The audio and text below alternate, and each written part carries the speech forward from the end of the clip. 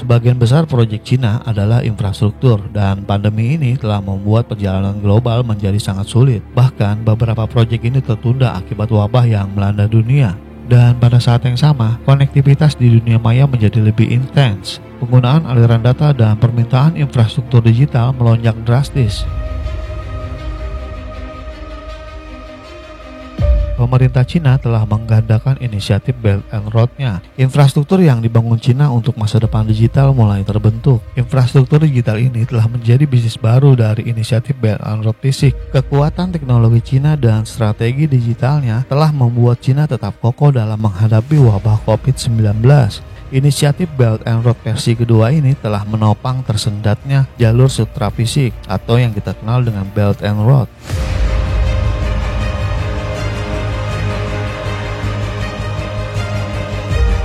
Smart City, e-learning, e-commerce, artificial intelligence, Internet of Things, blockchain adalah sederet investasi digital masa depan Cina.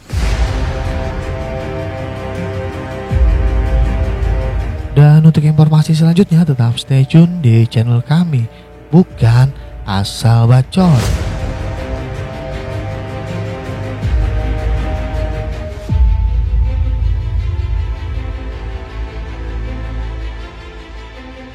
Smart City merupakan rencana pembangunan nasional hampir di setiap negara. Cina memiliki lebih dari 500 proyek percontohan kota pintar di ASEAN. Dan jalur sutra digital ini telah berkembang sangat pesat. Pada tahun 2021 saja, 3 perusahaan milik Cina telah membangun di 31 jaringan kabel di ASEAN. Jalur sutra digital Cina telah menembus setiap segmen ekonomi digital, membuat semua orang terhubung dengan perdagangan global. Dan di masa pandemi ini, semakin banyak transaksi yang pindah ke online atau digital.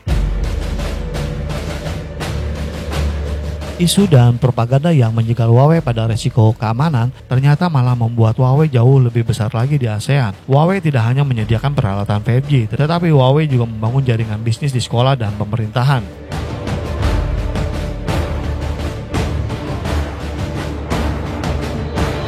Tercatat di kuartal pertama tahun 2021 saja, bisnis Huawei telah tumbuh sebesar 18%.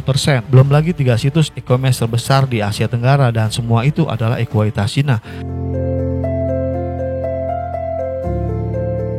Dan di Indonesia saja pandemi telah meningkatkan penjualan online dan semakin banyaknya UKM di Indonesia yang bergabung dalam bisnis online ini yang menyediakan jaringan logistik dan penjualan yang lebih luas. Ekspansi e-commerce di Indonesia telah membuat peluang bagi banyak usaha kecil dan menengah untuk berkembang dan lebih besar. Pada tahun 2020 saja penetrasi e-commerce dari keseluruhan retail di Asia Tenggara naik sekitar 8% dan pada tahun 2021 naik sekitar 11%. Platform e-commerce hanyalah salah satu contoh investasi yang telah dilakukan di jalur sutra digital di Indonesia. Pasar Asia Tenggara adalah pasar paling potensial dan penting untuk raksasa internet Cina. Secara geografis berada dalam zona waktu yang sama. Jalur sutra digital Cina bukan hanya jalan satu arah. Terbukti dengan meningkatnya ekspor ASEAN ke Cina juga telah berkembang pesat seiring dengan ekspansi e-commerce dan mencatatkan bahwa negara-negara di ASEAN telah menjadi blok perdagangan nomor 1 dengan Cina.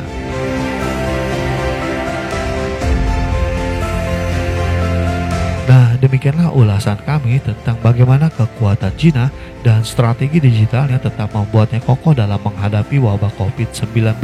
Terima kasih telah menonton tayangan ini. Semoga informasi ini dapat memberikan manfaat dan edukasi buat kita semua. Sampai jumpa di episode selanjutnya.